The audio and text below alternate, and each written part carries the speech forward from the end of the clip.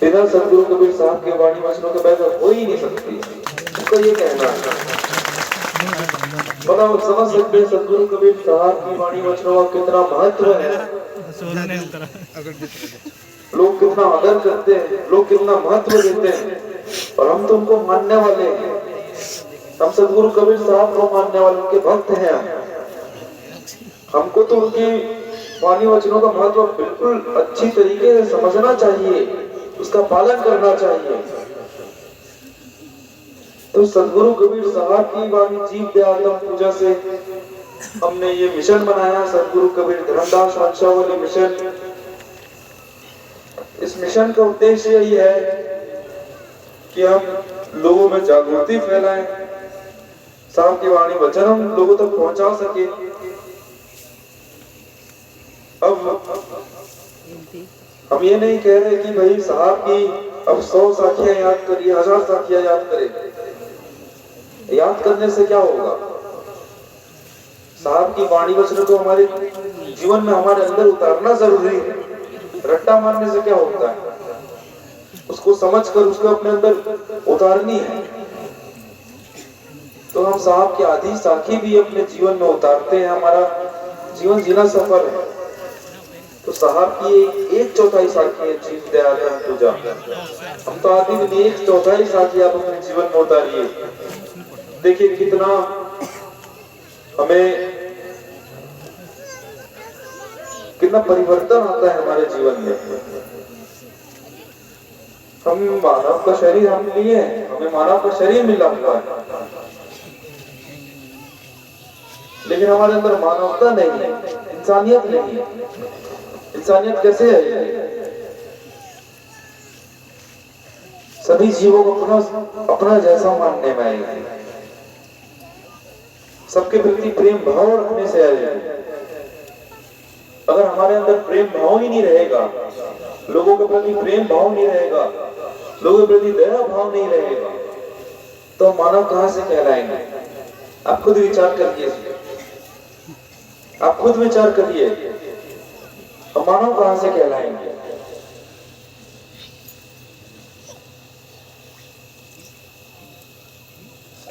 हम सदगुरु कबीर साहब को मानने वाले हैं, उनकी वाणी वचनों को हमें समझने की जरूरत है, बहुत जरूरत है हमें समझने की। कम से कम आप अपने आप को जानिए, अपने आप को जानिए, आपके भीतर क्या चल रहा है उसे जानिए। अपने अंदर की जो परमात्मा है उसे जानिए। जो हमारे अंदर परमात्मा विराजे हुए हैं, हमारे साहब विराजे हुए हैं, उसे जानिए आप। जब तक हम नहीं जानेंगे तब तक हम उलझे ही रहेंगे, इन सारी चीजों में उलझे रहेंगे, जो निम्न स्तर की चीजें हैं उस पर उलझे रहेंगे।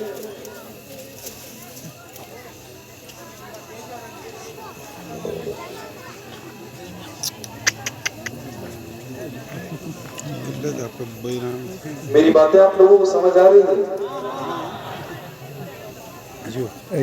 आप लोग मेरी बातों को और अच्छे से समझिए। मेरी बातें नहीं है, मेरी वाणी नहीं है, जो सदगुरु कबीर साहब की वाणी है, जीव दयातम पूजा सदगुरु की वाणी है। मेरी तो वाणी नहीं है। अब मैं तो सिर्फ माध्यम बन सकता हूँ, मैं तो सिर्फ माध्यम बन सकता हूँ। तो कम से कम हम सब जीवों पर एक समान प्रेम रखिए, एक समान मानिए आप। अब जीवों में हम सब आते हैं, पेड़ पौधे आते हैं, पशु पक्षी आते हैं, हम सभी आ जाते हैं जीवों में। तभी तो साहब ने जीव दया कहा। मनुष्य दया भी कह सकते थे, पशु पक्षी दया भी कह सकते, लेकिन नहीं कहा। साहब ने क्या कहा? जीव दया कहा। हमारे साहब किसी पे भेदभाव नहीं कर रहे हैं, सबको एक समान, एक जैसा जीव मान रहे हैं।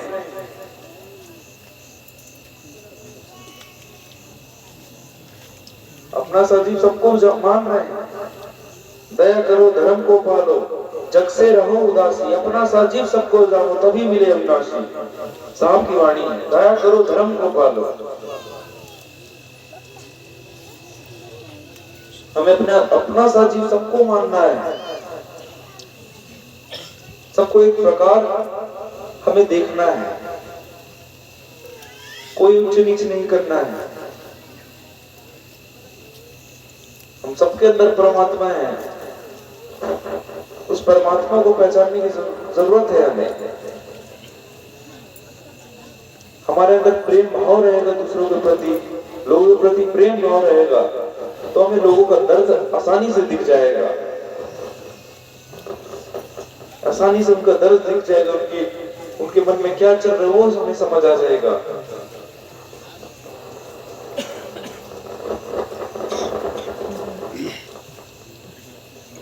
हमें आप देख सकते हैं यहाँ पे काफी छोटे छोटे बच्चे भी बैठे हैं, काफी छोटे बच्चे हैं यहाँ पे, उनके माता पिता भी यहाँ बैठे हैं। तो आप लोग अपने बच्चों से रोज कुछ ना कुछ दान करवाइए, अन्न दान हो जाता है और काफी अन्य दान बहुत सारे हैं। अब दान सिर्फ पैसों का नहीं होता है, कोई भूखा है उसे खाना खिलाओ। हमारे घर के सामने इतने जानवर रहते हैं, गाय रहती हैं, कुत्ते बिल्ले रहते हैं, आप उन्हें खाना खिला दीजिए। भारत में हम सिर्फ गाय को एक जानवर नहीं मानते, गौ माता मानते, माता मानते हैं उन्हें। हम तो उन्हें माता के रूप में देखते हैं। और हमारी माता प्लास्टिक खा रही है, कचड़े से खाना ढूंढकर खा रही है, कुत्ते बिल्ले खाना ढूंढकर खा रहे हैं कचड़ों में से। और हम गाय को माता मानते हैं, क्या आप अपनी माता को प्लास्टिक खिलाएंगे या झूठा कचड़ा खिलाएंगे आप? इससे अच्छा आप अपने घर में थोड़ा ज्यादा खाना बनाइए, जो बच जाए उन्हें खिला दीजिए। क्या भंडारा सिर्फ मनुष्यों का हो सकता है क्या? बाकी जीवों का नहीं हो सकता? क्यों नहीं हो सकता? हम चाहे तो हो सकता है, लेकिन हम करना नहीं चाहते, क्योंकि हम वही करना चाहते हैं जिसमें हमारा कुछ स्वार्थ जुड़ा हो, हमारी मतलब की चीजें जुड़ी हो। हम मानव तब बनेंगे जब हमारे अंदर का स्वार्थ अहंकार हटेगा।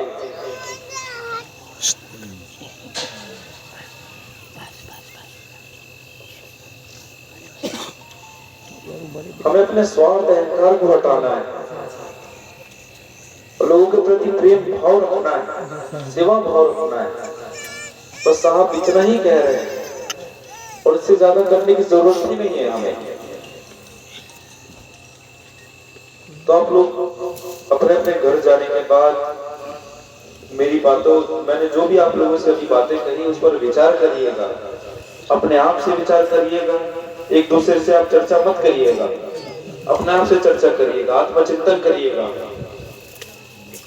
अपने आप से आप चर्चा करेंगे, अपने आप से विचार करेंगे मेरी बातों को, तो आप इसे सही समझ सकते हैं, सही अर्थ लगा सकते हैं, वरना आप मेरी बातों को गलत भी समझ सकते हैं। बस मेरा यही अनुरोध है कि एक बार मेरी बातों पर आप विचार करिए, मेरी बातों का परख लीजिए, अच्छे सोच विचार कर ही मानिएगा। मैं नहीं कह रहा हूं, मैंने अभी कहा आपको मानना ही पड़ेगा।